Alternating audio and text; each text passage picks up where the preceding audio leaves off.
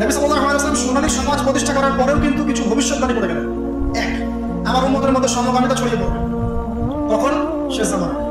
আমার উম্মতের মধ্যে মূর্তি পূজাও শুরু হবে, এটাও শেষ হাদিস। ততক্ষণ পর্যন্ত কিয়ামত হবে না যতক্ষণ আমার উম্মত মূর্তি পূজা করবে।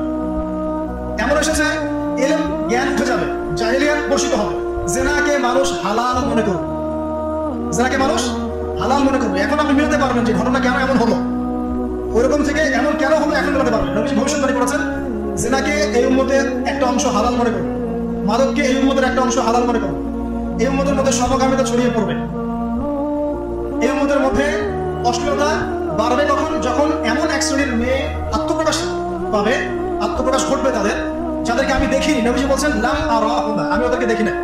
দুই শ্রেণীকে আমি দেখি নাই, তার মধ্যে এক শ্রেণী হচ্ছে নিসাউন কাসিয়াতুন আরিয়াত, এমন এক শ্রেণীর মহিলা যারা কাপড় পরেও বাইরে নগ্ন হয়ে। আরেকটা বেশি বেশি প্রশ্ন আছে, ভাই উস্তাজ হুজুর আমার স্বামী পরকীয়া আসক্ত, আমার স্বামী পরকীয়া আসক্ত, আমাকে দেখে না, এই হয় সে, এইগুলো প্রশ্ন বেশি।